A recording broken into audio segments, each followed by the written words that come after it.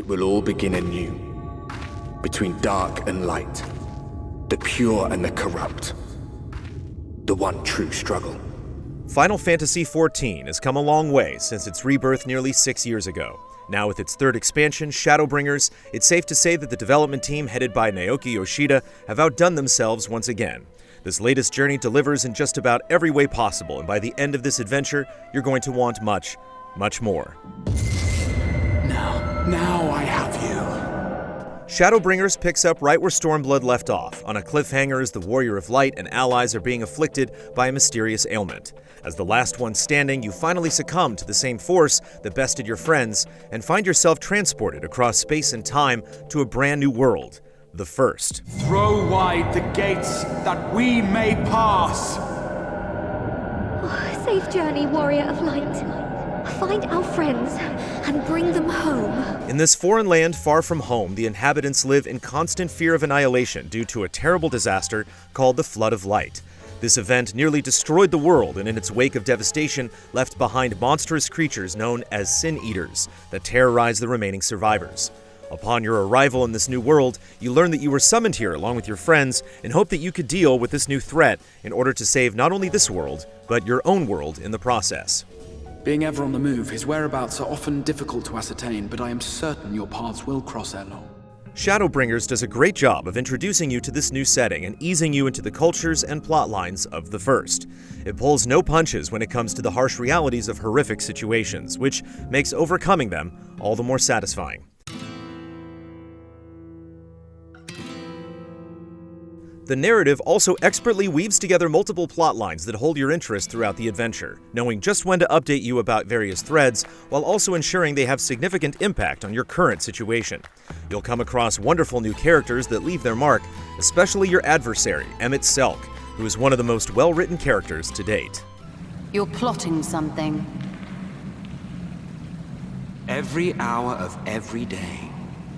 But never you mind about that. It's a fantastic story from start to finish that rivals the emotional tale of Heavensward, which itself is one of the best narratives in not only the Final Fantasy series, but in games as a whole. Shadowbringers avoids Stormblood's pitfall of dragging certain beats out for too long, though it does creep close to the edge once or twice. Greetings to our hopeful petitioners, one and all! Yulmore extends its warmest regards. The game's narrative is mostly doled out through extensive cutscenes featuring solid voice work, but after 3 expansions, there's still several instances during the main story quests when you're stuck reading dialogue. While it's not so jarring that it switches mid-scene, these unvoiced sections have become a distraction that breaks the immersion. At Light's Edge, all is perfectly still.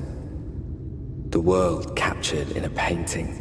If you want immersion though, Shadowbringers is ready to indulge. The new zones are some of the best looking environments in the game. The gorgeous set pieces and landscapes of Ilmeg look like something straight out of a fairy tale, and later areas are dazzling. It's a most welcome improvement over the sometimes dreary backdrops of Stormblood. Then there are the dungeons, which are spectacular themselves. The first is set outdoors in a forest that eventually leads to a burning village under assault from the Sin Eaters. It's just a setting you wouldn't expect to be used for a dungeon. The next dungeon, Dawnmeg, is full of breathtaking detail with vibrant colors and captivating sights. That's without even mentioning the boss encounters. Dungeon bosses are fantastic with varied mechanics that feel refreshing after the rinse and repeat nature veterans were getting accustomed to. The 2 primal fights in particular are on a whole nother level. The first, Titania, is a formidable dance of elaborate mechanics. It requires plenty of coordination with your teammates, but it's also a marvelous battle experience because of the way the arena transforms and evolves over the course of the fight. That gate up ahead is known as the Open Arms, and Yulmore itself lies beyond. We won't spoil it, but it would be criminal not to mention how the devs have absolutely outdone themselves with a magnificent finale. It's elaborate, ambitious, and awe-inspiring. Having an ending worthy of such a build-up is a rare thing these days, and it feels so good to be rewarded in this manner. These amazing zones, dungeons, bosses, and set pieces are further elevated by an out-of-this-world effort from Final Fantasy XIV composer Masayoshi Soken. It's not just the phenomenal new theme song that impresses, but the wide range of styles throughout this expansion is just astounding. The soundtrack covers tranquil trance, upbeat techno, soothing jazz, beautiful vocals, and there's even a dungeon theme that would make David Wise grin in satisfaction. It's an amazing soundtrack, and Soken proves once again why he's one of the best in the biz. Shadowbringers also brings many new changes and revisions to the core experience. Most notably, all of the existing jobs have undergone major overhauls, and 2 new jobs, Gunbreaker and Dancer, have been added to the mix. The new jobs are extremely fun to play and deliver on the flashy abilities. And at this early juncture, all signs indicate that both are going to be incredibly viable for high-end content too. The only small hiccup is that, once again, the new jobs are set at a starting level lower than what you need to begin the new expansion's content. This means veterans who want to play a Gunbreaker or Dancer are forced to grind through old content in a repetitive fashion, which doesn't make for the best first impression of the new material. There obviously needs to be consideration for newer players, and the current system beats out being forced to start at level 1, but it still leaves us wondering if there's another way to go about this so we can dive into an expansion's content faster with new jobs. Changes for existing roles definitely shake things up.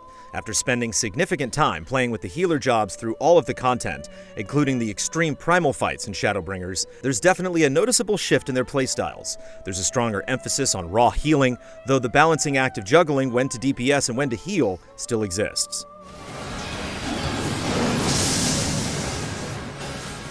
Scholar and Astro jobs have definitely lost some of their luster with the removal of several key abilities, and overall, the 3 healers have all lost a bit of diversity. However, the retooling of White Mage is definitely for the better.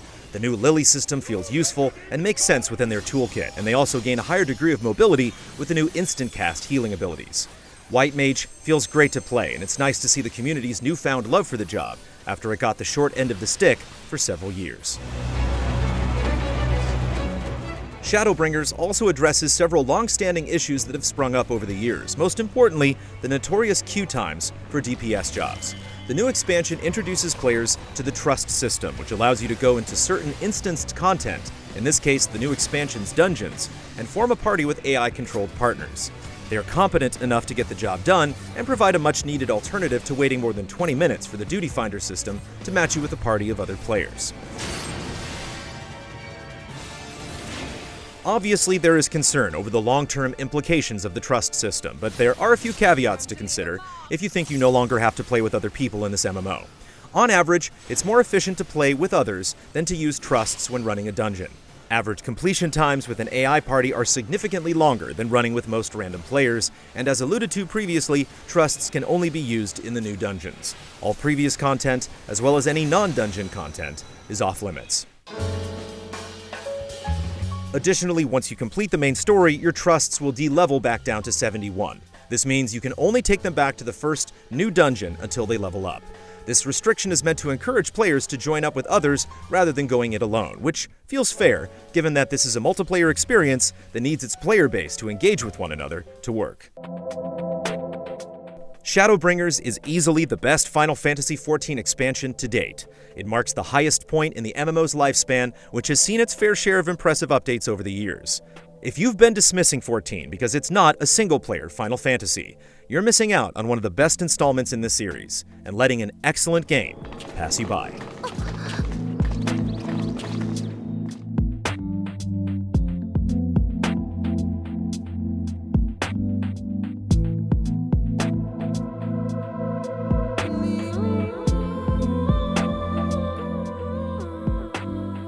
Easy Allies reviews are made possible by generous viewers just like you. If you like what you see, check out patreon.com/easyallies to help us make more. For just $1 a month, you can gain access to weekly updates, spoiler discussions, and exclusive shows.